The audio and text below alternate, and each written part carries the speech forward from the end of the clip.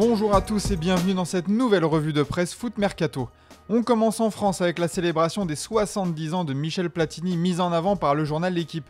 Platini en 7 dimensions, pouvons-nous lire dans le journal avec une rétrospective de la vie du triple ballon d'or et ancien dirigeant de l'UEFA.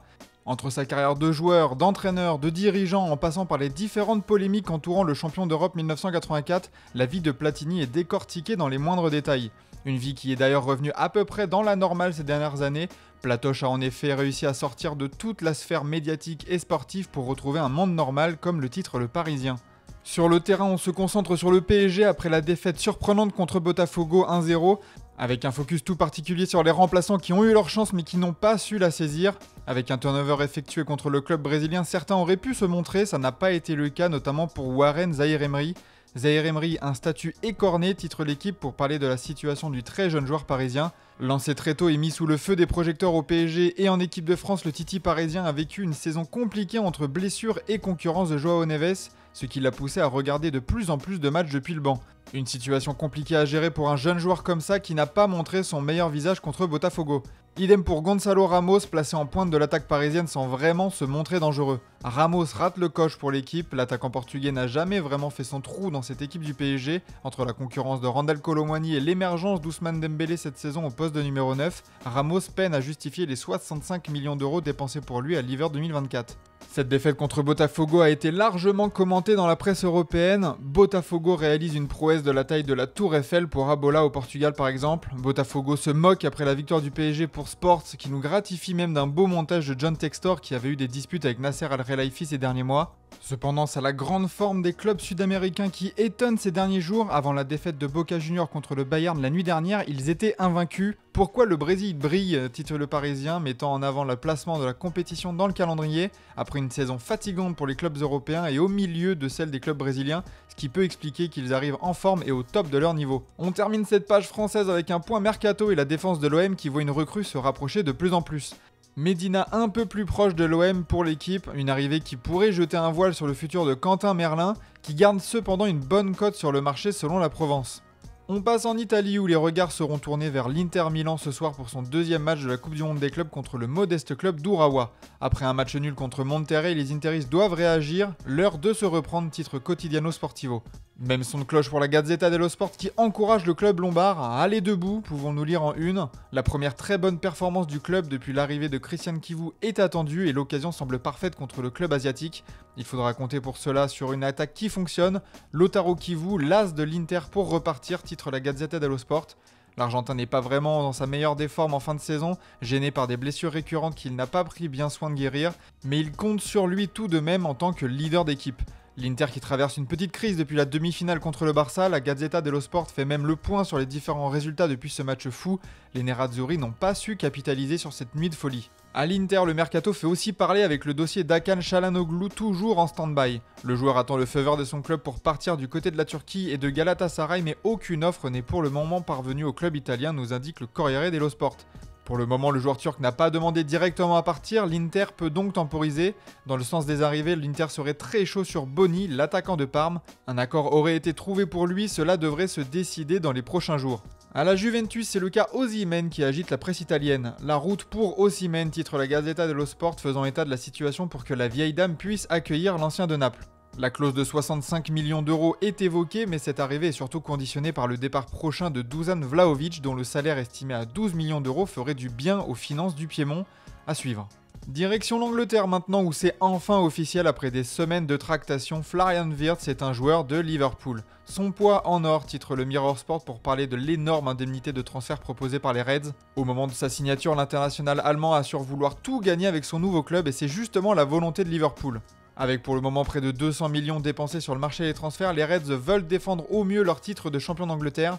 Un mouvement à 200 millions, titre le Mirror Sport, rassemblant Wirtz et Milos Kerkez, arrivés en provenance de Bournemouth. Un passage à la caisse utilisé par le Daily Star, Kirching quand tu gagnes, montrant qu'en Angleterre, pour gagner et pour rester compétitif, il faut dépenser de l'argent. Justement, il faudrait que Manchester United dépense un peu plus pour pouvoir remonter une équipe capable de se mêler à la lutte pour l'Europe, mais pour le moment c'est plus du côté des départs qu'on s'active côté Red Devils. Après les rumeurs insistantes concernant Garnacho, Rashford ou Højlund, c'est le futur d'André Onana qui est remis en question. André Gonana pour le Mirror Sport concernant un intérêt de l'AS Monaco comme nous vous le révélions hier. L'immobilisme du club inquiète notamment concernant le dossier menant à Bryan Mbeumo. Révélation de Première Ligue la saison passée, l'attaquant est courtisé depuis plusieurs semaines mais aucune décision n'a été prise. Pour le Daily Star, il doit aller à Manchester, pas à Tottenham. Tu serais énervé de laisser passer United, Braille, pouvons-nous lire. La défaite de Chelsea hier contre Flamengo fait aussi la une des journaux britanniques. Jaco le fou titre le Daily Star. Nicolas Jackson a totalement perdu la tête et s'est fait exclure après une grosse semelle, laissant son équipe à 10. Un tournant dans le match alors que Pedro Neto avait ouvert le score, mais une défaite cuisante à l'arrivée pour les Blues. Jackson voit rouge et les Blues s'autodétruisent, ajoute le Daily Star. En Italie, le Corriere dello Sport titre Danilo éternel, le Flamengo fait danser Maresca. Et pour Marca, c'est une véritable leçon infligée à Chelsea. L'Europe n'est pas tendre avec le club de Londres. On passe en Espagne avec là aussi une officialisation attendue depuis longtemps, celle de Joan Garcia au FC Barcelone. J'avais très hâte de ce jour, pouvons-nous lire en une de Sport. Courtisé depuis longtemps, c'est enfin officiel, l'ancien de l'Espagnol Barcelone a indiqué avoir été tenté par un projet passionnant et qu'il est venu gagner maintenant, selon le Mundo Deportivo. Une arrivée attendue mais qui soulève de nombreuses questions pour les dirigeants concernant le nombre de gardiens présents dans l'effectif. Garcia, Ter Stegen, Chesney ou Peña, la situation est complexe. Le Barça doit prendre beaucoup de décisions au but avant Sport, qui nous informe que Manchester United et Villarreal seraient sur les rangs pour chacun des deux gardiens. Et attention, concernant le Barça, Bilbao pourrait bien jouer un mauvais tour aux Catalans. Selon toujours les informations de Sport, le club basque aurait transmis une proposition de prolongation de contrat pour Nico Williams. Alors qu'un accord avait été annoncé entre le joueur et Barcelone ces derniers jours, les Basques n'ont pas dit leur dernier mot et auraient proposé un salaire plus important que ce qu'ils toucheraient chez les Blaugrana.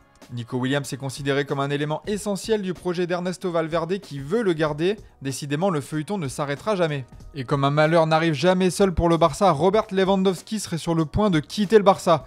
Régulièrement lié à l'Arabie Saoudite, le Polonais aux 158 sélections a toujours nié de possibles contacts avec le nouvel Eldorado du football mondial.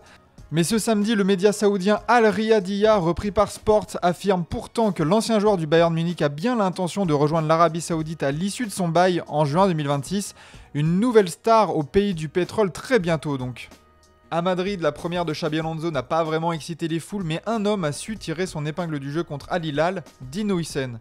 Hüseyin prend la barre, titre As, le jeune défenseur de 20 ans à peine arrivé de Bournemouth a déjà impressionné pour sa première, de quoi vraiment prendre les commandes de la défense du Real. L'envol d'un géant pour Marca qui fait état de solidité, présence et personnalité pour définir sa performance contre le club d'Arabie Saoudite. On annonce aussi en Espagne le retour progressif de Kylian Mbappé à l'entraînement après ses soucis de santé. L'attaquant français est espéré contre Salzbourg pour le 3e match de poule. Enfin, on termine ce tour d'Europe au Portugal où un scandale secoue le pays après le match du Benfica contre Auckland City. Scandale titre tout simplement record après l'altercation houleuse entre Orkun Kökçü et Bruno Lage, son coach, au moment de sa sortie. Jour de tempête pour Abola, référence à l'interruption de jeu au cours du match due au mauvais temps mais aussi à cet incident. Ricord parle même de chaude altercation, mais Bruno Lage a voulu tempérer directement après le match. Kökçü voulait marquer davantage. Épisode isolé, a-t-il avoué. Il se tourne désormais vers le Bayern, match clé pour une future qualification en 8e de finale.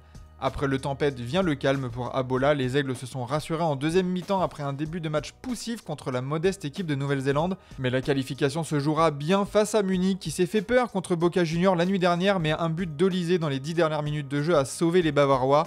Olysée sauve la victoire du Bayern pour Kicker alors que Bild part d'une victoire dans un sommet empoisonné.